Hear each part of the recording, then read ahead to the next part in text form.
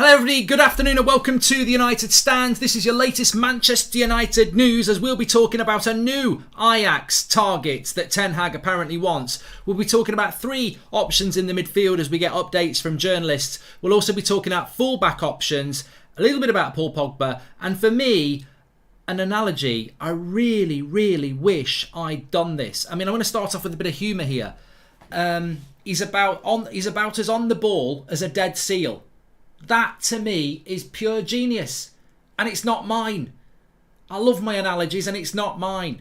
It was Samuel Luckhurst of the Manchester Evening News basically calling out some of the pundits this year and said that Rio Ferdinand this year has been about as on it as a dead seal on a ball. I didn't even get it right, Samuel. I'm sorry. Rio Ferdinand's punditry this year has been about as on the ball as a dead seal.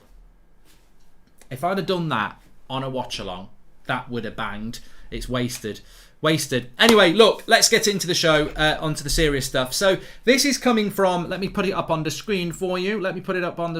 So this is coming from the Telegraph. It's Mike McGrath. He says, Lisandro Martinez is seen as the ideal player in Ten Hag's 1v1 defensive tactics that has bought him the Eredivisie title. With 3 seasons left on his contract at Ajax, he would be expected to cost at least 30 million quid. So it's funny. I mean, we did the video this morning. We're talking about Timber. I did a video this morning before that talking about it's a mistake for Ten Hag to just bring loads of Ajax players in.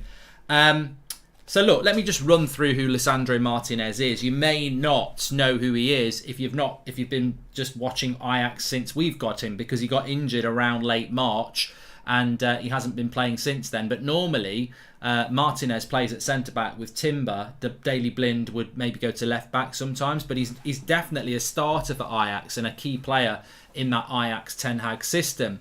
I think he's 24, Argentinian. I think he's played a handful of games for Argentina. Funnily enough, I might be completely wrong. I don't know what his height is. The chat might know, but I think he's 5 foot.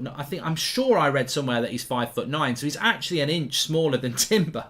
So if you're bothered about the height of Timber, Alessandro is 24 and he's Lisandro Martinez is 24 and he's 5'9". He has previously played as a CDM at times, but he plays at centre back for Ajax, and I think it's a glimpse into the way that Ten Hag wants to play, because Daley Blind's not particularly big either. So Ajax didn't really play with a dominant tall centre back.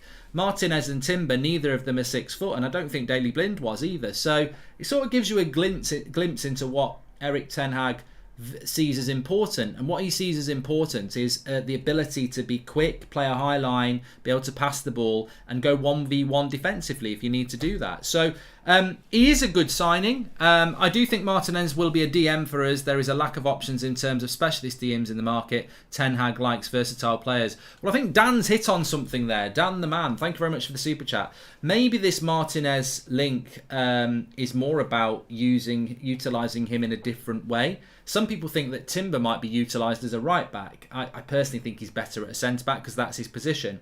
But with Lisandro Martinez, there definitely is the ability to step forward into a CDM. Now, funnily enough, we've spoken about this for years, about Lindelof, and some people even think Wan-Bissaka could play as a CDM. And I'm dead against square pegs in round holes. But it absolutely does not make any sense to me, this. Martinez could be the replacement for that sacrificial lamb that we need to get rid of as a statement. I think something might be going on, Mark, says Gabriel Noel. I personally do not think that anything is going on with this. I've got to be absolutely honest. I do not think that there is anything going on with this. I've never been told anything about Martinez. I've not spoken to anybody since this came out, but it's coming from the Telegraph. This is pure opinion on this one. I genuinely do not think we are in for him, because I think that you can't. I know that we're in for Timber, and I know that that's very advanced, and I know that we're talking about the fee with Ajax. To then go and take Martinez as well. Look, maybe Ten Hag has said, look, there's not really many good CDM options. I trust Martinez from Ajax to come in and do the job as a CDM. Maybe, but there's 2 reasons why I don't believe that. One, I don't think United would be comfortable with buying lots and lots of players from Ajax. And 2, I don't think Ajax are going to be comfortable losing their right back. Gravenberch, Haller's rumoured to be going, Anthony's rumoured to be going, Timber, Martinez. Anana, their goalkeeper's gone as well. So it seems to me that this is just a stretch too far, and I'm going to file this personally under this is an easy story. There's an Ajax player, there's an Ajax manager, we need a centre-back stroke midfielder, let's link us to that. It may develop into more, but personally, that is the news coming from the Telegraph. I don't believe it. If you want to believe it and get excited about it, that's up to you. If Erik ten Hag keeps Maguire captain, is it really a new era, says Sir Nigel Farage? I wouldn't be surprised if Maguire stays the captain, to be honest. It should be Ronaldo, it should be a new era, but you don't know what goes on in that dressing room, and you don't know how United might want to spin a positive. Do you want to remove a captain that everybody's used to? It might be about politics, it might be about harmony in the dressing room, I don't know. Chris says, ultimately, Maguire might not start, and it doesn't matter whether he's the captain anyway. I know this isn't really on topic, but will you be doing a watch-along for the Legends of the North against Liverpool on Saturday? No, Chris, I will not. We will have a lot of coverage for it, though, because our social team are going to be at the game. David, welcome to the Members Club. David Goodwin, thank you very much for joining there. Really appreciate that. So, yes, if you're tuning in a little bit late, the latest news that we've got coming out of Manchester United at the moment, or in relation to Manchester United, is from the Telegraph, saying that Lisandro Martinez is a player that Manchester United are looking at. But as you can see on there, this was my thoughts when it came out a couple of hours ago. Martinez rumours are interesting. Wouldn't make sense to sign both Ajax centre-backs, and Timber is the better fit. But I would ask this of you. Which one player from Ajax would you get at Manchester United if you could only take one? So think on that while I talk to you about some other news, because there has been, I referenced him at the start, there has been a Q&A on the Manchester Evening News website with their chief Manchester United reporter, Samuel Luckhurst, and he's given some updates, quite interesting updates, on the midfield situation at United. I don't know who asked him about the pundits, but well done, because he has delivered an analogy that would go in a Goldbridge book of analogies for 2022. As I said, he was asked about Rio Ferdinand, and he said his punditry has been about as on the ball as a dead seal. Now, I don't need to explain that. You know, you think of seals, you think of them balancing on a ball, don't you? Should the club be looking for a De Jong alternatives? We'll talk about that, Lone Wolf Gamer, and I hope we don't sign too many Dutch players, because honestly the majority of the Dutch signings across the league have been a dud, says Anarug. Interesting that you say that. I don't know how many of you watched the short video I put up this morning, which basically said Ten Hag must not do this. 3 things he mustn't do. One of them was very much about that, so maybe check it up there. What do you think about the new league kit? Someone said, can you do a poll in relation to the question? I can do that. So we're going to talk about what Samuel Luckhurst has mentioned, and he did mention midfielders, but interestingly, you can't put De Jong in that. So let's go Timber, Anthony. Who else is an option, a realistic option? I suppose Martinez is. Are we linked to any other Ajax players? I don't think we are. We'll just go with those 3. There we go. So interestingly, what do you think about the new league kit? Says Yef. I do like the white one. I really do like the white one, and I've not got a massive problem with the collar on the red one either. But you know, I'm older than a lot of you lot. Title: Ten Hag wants Martinez video. There's nothing in the story that doesn't make sense. Let's move on. Says Harris Sharif. Harris, you have done super chats in the past. If you're trying to be a clever person there, please don't do that sort of thing, because it's been explained for 7 years that the titles of our show on a transfer show is that we're delivering you the news and then we deliver you the opinion. It'd be very boring for me to say the Telegraph are saying that we're in for Martinez, goodbye. Like, there has to be an opinion element to the headline. Ultimately, I do get bits of information, but not enough that I could give you whole shows on it. So we have to react to news. Like, if Rashford scores a hat-trick, Rashford scores a hat-trick. But I might go, it's the crappiest hat-trick I've ever seen. 2 of them were penalties. So there has to be an opinion element to it. I don't believe there is anything in that Martinez story, but I may be wrong. I don't understand why we're looking at Anthony at the moment. He is a winger. I thought we were looking for a striker to replace Ronaldo, says Manoj. And welcome to the Members Club, Dara Viper. Well, you know what, as well, I'm not clapping myself or Viper there. The interesting thing is that we know we want a centre back, we know we want a midfielder, and we know we want a striker, but think about it like this. Erik ten Hag could come into the club and say, look, yeah, we do need a centre-back, we do need a midfielder, and we do need a striker, but I'm telling you, in a year's time, we need a winger, and this winger will be gone this summer. So I would rather sacrifice one of those positions to get this winger in, because I think he's going to make a massive impact for us over the next 3 or 4 years, and he won't be available in a year. So sometimes you do have to manoeuvre your plans. And let's be honest, look at United's last 3 transfer windows in the summer. We needed a CDM 3 years ago, didn't get him. 2 years ago, didn't get him. 1 year ago, didn't get him. So let's not start being critical if Ten Hag comes and goes, look, Anthony's too good an opportunity to ignore. We get him and we avoid one of the primary positions. We're in this mess because United didn't get primary positions in the past. Maybe that's something to learn from. Could Erik ten Hag want Timber at right back and at Martinez at centre back, says Martin? We'll have to wait and see. I don't really think there's anything in it, but we'll see. I still think we should be going in all in for Nkunku, says Kevin Mowry. Thank you very much for that.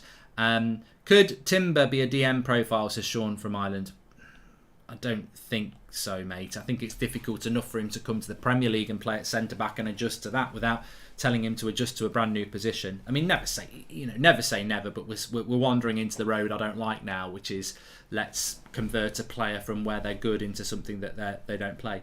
What do you think about Hansen in the youth setup? Do you think he'll get a chance in the first team? I think he's a good player, Elias, but I wouldn't be putting too much pressure on any young player next season. It's a big season for United next year. There's going to be a lot of games, hopefully in the not the Conference League, the Europa League. And yeah, look, there should be opportunities for those that are good enough, but I'd like to see a few loan deals as well. I'm really pleased with some of the loans we've had this year, so hopefully we'll loan some of these youngsters out. Anyway, let's talk about what Samuel Luckhurst has said about the midfield situation. Basically an update on 3 targets: Declan Rice, Kalvin Phillips and Frankie de Jong. So in relation to Declan Rice, and I think this is a very accurate update, even though I've not spoken to anyone about Declan Rice for a while. Declan Rice was always Manchester United's priority centre defensive midfielder, and he has been for probably the last 12 months, maybe even longer. 18 months is probably more realistic. Declan Rice is a no-go. This is coming from Samuel Luckhurst. Declan Rice is a no-go because of the price, and so Manchester United are not in for Declan Rice. Now, Declan Rice would love to come to Manchester United. He's ready to leave West Ham and he would love to come, but he's priced out of a move to United. His preference is Chelsea. That's always been a badly kept secret. He wants to go to Chelsea. He'd love Chelsea to sign him. Whether Chelsea will do it this summer, we'll have to wait and see. If Chelsea didn't go for Rice, United have got an opportunity to go, there's £100 million, and he probably would come and West Ham probably would sell. But we can't afford to spend £100 million on one player. So we're out of that race. It's a no-go, basically, as things stand. The second player, de Jong. It's interesting that Samuel Luckhurst actually said about de Jong, it would be, I can't remember what words he used, but he basically said it would be a mistake for de Jong to come to Manchester United, regardless of his relationship with Erik ten Hag, because why waste your late 20s, prime years at Manchester United, which has suffered massive upheaval and inconsistency and poor performances for the last 5, 6, 7, 8, 9 years. So Luckhurst actually saying it would be a mistake for de Jong to come to Manchester United, which is an interesting and honest assessment of the potential deal. There wasn't really anything added about whether it's going to happen, and I think with de Jong it's gone quite quiet.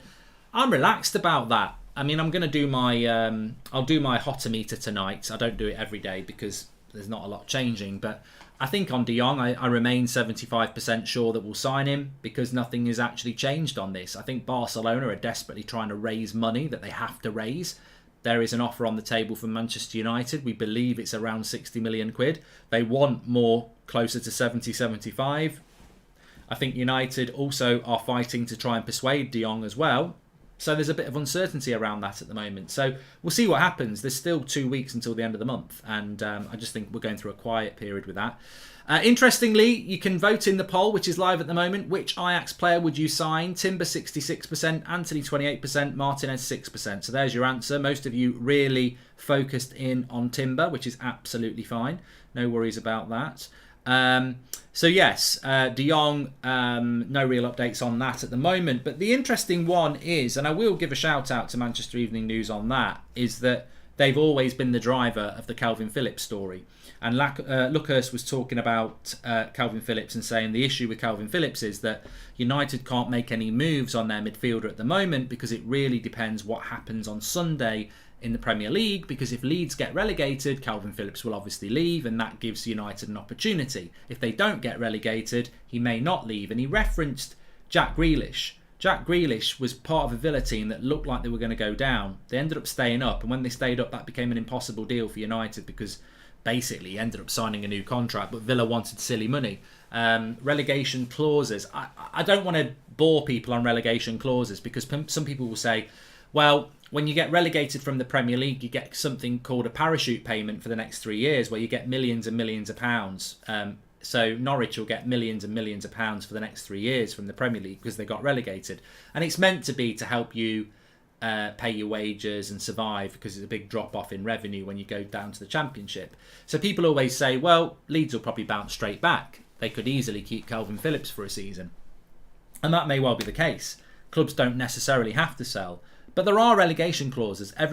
All clubs have them, and they always have done. If you sign a contract with, I don't know, let's just pretend who's a team that could get relegated? Well, Everton. Imagine I am Richarlison and Everton get relegated. I guarantee it's in his contract that if we get relegated, you can go for, I don't know, 40 million or something. There'll be something in there, and apparently there's something in there for Kalvin Phillips as well. Should we go for Roberto Sanchez as our next goalkeeper, says Melind? I do like him. I think there's a lot of players at Brighton I like. I was on about Cucurella earlier on. I like Lamptey as well. What do you think about Ward-Prowse, De Jong midfield? We're not buying Ward-Prowse, Julian, so I'd have no real comment on it because it's just not a name that I think will ever come to a top 4 club, let alone United, who are not a top 4 club. So I don't even think anything about Ward-Prowse. We've never been seriously in for him. Maybe something would happen about that, but I'd be stunned if it did. But back to Kalvin Phillips. Yeah, I think we'll find out a lot more after Sunday, and maybe a little bit beyond that, because if he does get relegated, he's going to need a few days. The issue with Kalvin Phillips is if he was playing for Everton, we'd probably buy him, and we would probably get him quite easy. The issue with Kalvin Phillips is how important to him is not to play for United because he's a Leeds lad. Alan Smith has done it, and it was absolutely fine. And I liked Alan Smith at United, and he was committed. So there's nothing to suggest that Kalvin Phillips wouldn't be committed to Manchester United if he signed for us. Be interesting to see what happens with that. I mean, to me, you look at Man United's next midfield next season, and it's the bagel, isn't it? It's the big hole. What is our midfield next season? Absolutely. Let's get the cycling goalkeeper back as a backup, says Nigel Farage. And sorry to go a bit off topic, Mark. Have you seen the Michael Knighton interview? Any idea of things happening behind the scenes? Troy, I haven't seen that. Michael Knighton tried to buy us back in, was it 87 or 88? When he was doing the keep-ups before the game where we beat Arsenal 4-1. Maybe it was 88, maybe it was 89, I don't know. I was only a kid, but I don't know about that. I don't know what's going on there. I'll have to have a look at that maybe for the 7 o'clock show. But yeah, I mean, back to the midfield situation. What is it we're going to do in that midfield next year? De Jong is a player we're looking at. If we buy De Jong, do we go De Jong and Fred? Do we go De Jong and Donny? Do we go De Jong and McTominay? Do we go and buy Phillips and go De Jong and Phillips? I think that would work. Do you get Lema? Do you get Neves? What is the plan? What if you don't get De Jong? What are we going to do? So the midfield is for me, and I think most United fans, the midfield is the essential area. I would like to buy 2 players there. The Telegraph article, which is talking about Lisandro Martinez, says that we're looking for an 8 and a 6. So a box-to-box player and a more traditional holding midfielder. I don't think we're going to play with a 6 and an 8. I think we're going to play with 2 7s. Somewhere in between, not wingers, but you know what I mean? Not a 6, not an 8. The ability to do both things. And look, you need somebody who's a little bit more defence-minded, of course you do, but I think we're going to play a very different midfield. But what that midfield is going to compose itself of, I don't know. And it's really, in one way, it's really exciting. In another way, it's quite nervy because we've got to get that midfield right. But where my confidence and excitement comes from is the fact that Erik ten Hag will look at United this season. They'll look at the fact that we've lost nearly every midfield battle we've played against virtually every opposition in virtually every trophy or league we've played in. And he will look at that and go, that's where games are won and lost in the midfield. That's where I need to sort this out. If we're going to spend money, that's where we spend the money. And if I buy one player and he gets injured, I'm using the same midfielders that you're using now. So he probably needs to bring 2 in, and it's going to be very interesting to see what he does there. I really do think there are some good deals to be done in the midfield area, and it's very obvious that certain players are leaving. Missing Rocky theme entrance in Sir Alex Ferguson era. Current disco dance music reflects how soft the club became, says Osama. Mark, congratulations with your Talk Sport venture, says Michael. Thank you very much. Look, Hurst also mentions that significant change is set to happen in the structure. He said it's more than expected. News expected soon, he said, says Dan. Yes, Dan. I've got absolutely no idea what he's talking about.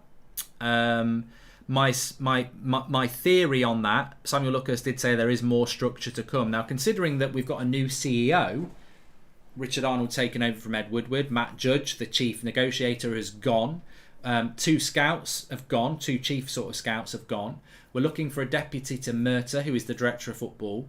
There's already a lot of structural change at Manchester United, so it's quite intriguing when somebody comes out and says we're going to get a lot more structural change. My prediction would be, from conversations I've had over the last few weeks, would be that this structural change is probably more around the football side.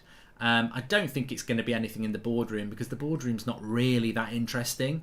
I think what United are trying to do is take the business and boardroom away from the football, because Woodward tried to combine the two and tried to run everything, and it was a bloody mess. So I think Arnold is eager to take the business side away from the football to focus on the commercial, etc., and build the football side out. And I think what's happened is that whether it's Rangnick or United or Ten Hag or everybody has looked at the way United are run footballing side of things and compared it to maybe Ajax, maybe to German clubs, Liverpool and other clubs, and gone, this is a mess. Is it any wonder that we're recruiting badly, we're not selling players, and we're performing badly on the pitch when the structure around the team is a bloody joke? So I think this is where the changes are going to happen. And what United have got in mind, I don't know. I still wouldn't rule out Paul Mitchell. I really wouldn't. But I certainly think we're going to bring something in there. And I do think we'll see it. But I think it's all on the football side. I don't think it's anything to do with the Glazers or anything like that. Neves would be a great option for United. Premier League experience, a plus. He won't be a flop. Great job, says Son. Neves is going somewhere. I said this the other day. He's definitely going somewhere. Where is Neves going? You're walking around on your last home game for Wolves crying.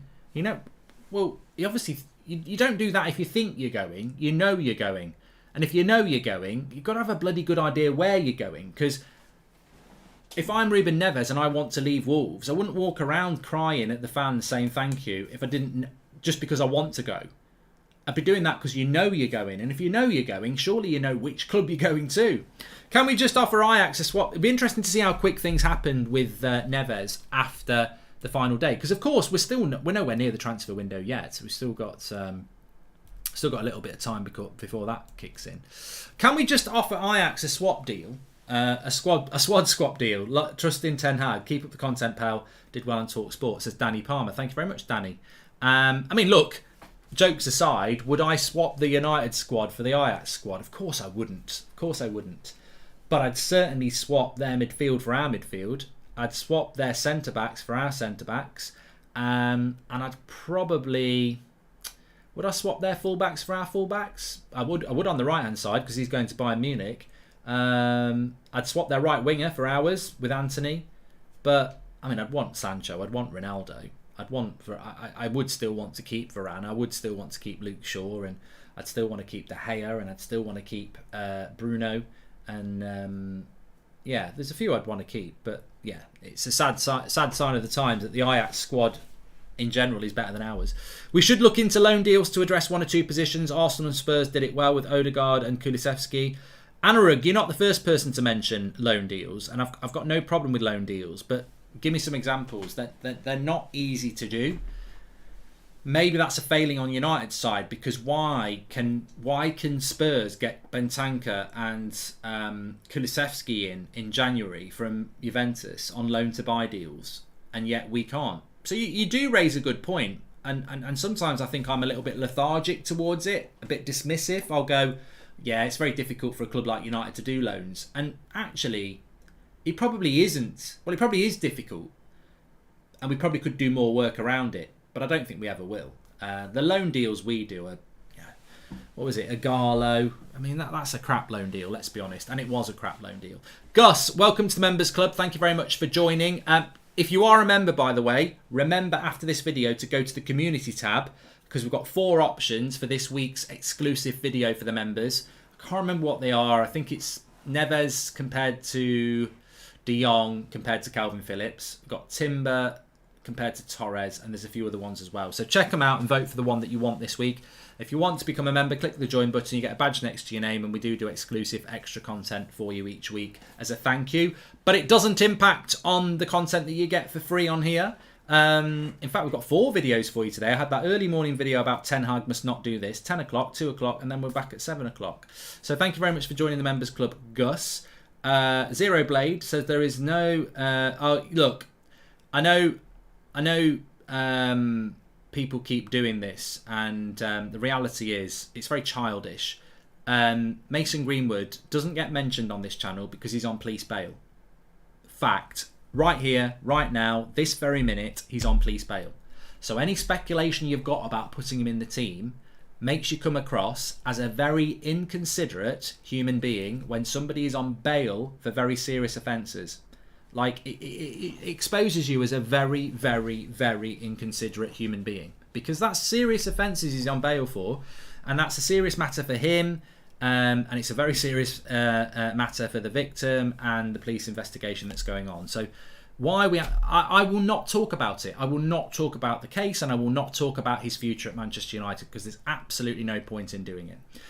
Smart enough to ignore Man United advice to keep Phelan. If I was him, I'd just ask their opinion and then do the opposite, says Michael Fetty. Thank you, Michael. He's been a member for 11 months. Noah, welcome to the Members Club. So, look, let's just talk about this very quickly. This is coming from the Mirror. PSG have offered Paul Pogba £350,000 a week in an attempt to make a Champions League winning squad. Well, I mean, I think it's very interesting that £350,000 a week is less than what Manchester United put on. I am doing career mode, Will, at 3 o'clock, yes. So it's a very interesting offer, isn't it? Because Manchester United, according to Fabrizio Romano said it, I think. A few people have said it. Last summer, we put a deal on the table for 400 grand a week, and he didn't sign it. And yet we're hearing that Juventus want him, but the wages are a lot less than what he's on at the moment. And then PSG are offering 350 grand a week, which is less than what United have got on the table now. Now, the interesting thing is nobody's reporting the most important part of this, is that United can offer him 400 grand a week, but he's been at United for 6 years, and he knows it's not been great. So there's probably a major desire to leave United. If he was just about the money, maybe he signs the deal at United. But actually, when you think about it, 350 grand a week from PSG, well, that's his wage. What's the sign-on fee? That is where Pogba will make more than 400 grand a week. Because if we give him 400 grand a week, what's that? 1.6 million a month times 12, 16 million. It's about 20 million a year, isn't it? We were offering him in wages about 20 million pounds a year. So PSG are offering him 1.4, maybe their wage package is about 15 million. So PSG, well, I'm not accurate, I know, but let's just say PSG are offering him 15 million a year, and United's offer is 20 million pound a year. But he's going from Man United to PSG for free. So there'll be a signing on fee of probably anywhere between 10 and 30 million pounds anyway in his pocket. So he'll make the money anyway. It's as simple as that. Look, the sooner the better on that one. The sooner the better. Manchester Evening News also said that Man United would be very willing to sell Aaron Wan-Bissaka this summer, whether it's a loan deal or not. I think they would be very willing to sell him. 50 million quid. It's not worked out well. There's probably not much potential for it to work out well. I do think there's a good player in Aaron Wan-Bissaka. But from what I've seen of Erik ten Hag, I don't think he will end up doing a job at Manchester United. So I think that United would be wise to try and find a way out of that one, definitely. No doubts about that. And it was interesting as well, I just wanted to add this in, because obviously we opened up the show talking about Lisandro Martinez, who's a 24-year-old 5'9" centre-back for Ajax that apparently we want, when we're also deep in discussion for Timber. Manchester Evening News, Samuel Luckhurst mentioned it. He said there's no consistency in United centre-back targets. In Timber, you've got a lad who's in his early 20s, a very young player, 5'10", and then you've got Torres, who's another target, who's a completely different type of centre-back and more experienced. And he's right. Where is the consistency there? I don't know whether that's an issue for you. At the end of the day, talent is talent. Should you be looking for a certain profile of centre-back? We want somebody who's about 25, experienced, etc. Or should you be looking for a younger type of centre-back? But there is a contrast between Timber and Torres in age, experience, and style of play as well. So yeah, there is a lack of consistency there. But you know what I think that lack of consistency is? I think that there is an explanation there, because De Jong is very different to Kalvin Phillips. There's a lack of consistency there. I think the reason there is a lack of consistency in our targets is because for the last 2 months, the targets we've been talking about probably weren't the targets that Ten Hag wants. These were the club's targets. And I think what we're getting here is we're merging Ten Hag targets with what the club have been scouting over the last 6 months. And the club had to scout players. I've got no problem with that. People saying, well, the club shouldn't be suggesting things. They couldn't sit on their arse until the start of May and they appointed Ten Hag and said, let's get to work. They know they need a centre-back, they know they need midfielders, and they know they need forwards. So they're absolutely right to do the scouting they've done. But I think the inconsistency is that United's scouting reports have come in with Ten Hag's ideas, and you get a Timber Torres, you get a De Jong Phillips. They're not similar at all. So I just think they're clashing on those, and it's about ironing out what everybody wants and what more importantly what we can get. Hi Mark, is there any way I can find out more about this Rolling United stand at That's Football Media? Says Caleb. Well, you just put your video in, mate, and we'll get in contact with you if you're good enough. Simple as that. Look at the path of someone like Beth. She sent a video in and she's now on the channel. So I think Botman is a risk. I don't think we're in for Botman. I'd be less. I think there's more chance of. I think there's more chance of Martinez than there is of Botman, if I'm absolutely honest. So yeah, I don't think there's anything in that, if I'm honest. Are we going to take bets on who's going to be the first? Let's have a little look. I can't do a poll on this, but let's have a little game. You will know who you said, and I will know who I said. So let's play a little game. Who do you think will be Manchester United's first summer signing? Who do you think it will be? It's impossible to know, but if I was you, unless we come and do something really left field and exciting, I would say my top 3, and it could change tomorrow. If Leeds stay up, it could change. If Barcelona find the money not needing to sell De Jong, it could change. If Ajax say they don't want to sell Timber no matter what, it could change. But I'm going to say that I think our first signing will be Timber. Yeah, I do. I think it's the most advanced. I think it's the easy. Because when I look at transfers, when I look at the structure, I'm looking at time. I'm looking at the player. I'm looking at how quickly they can do it.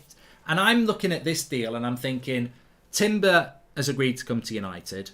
So now we've just got to agree the fee with Ajax, who have been very good at dealing with us in the past. So I think Timber is most advanced. When I look at De Jong, there's an argument over the fee, and there's a reluctance from De Jong to come at the moment. So the Timber one logically is easier to do. I can't see another deal that's going to happen quick unless we can get completely blindsided by it. So I would go with Timber, yeah. Anyway, we are back at 7 o'clock tonight. I hope you're going to tune in. Lots to get involved in. Don't forget to check that video I put up this morning. It's only 6 minutes long. Ten Hag must not do this. 3 things he mustn't do this summer. It's a decent short watch, and I'd love to know what your opinions are, because I did actually ask for things that you would do. Why is there such an obsession with height for centre-back? I think good positioning and technique is more important, says Stephen. I completely agree, Stephen. We're back at 7 o'clock tonight because I'm doing a watch-along for the Rangers game at 8 o'clock, which you're welcome to join me for the Europa League final.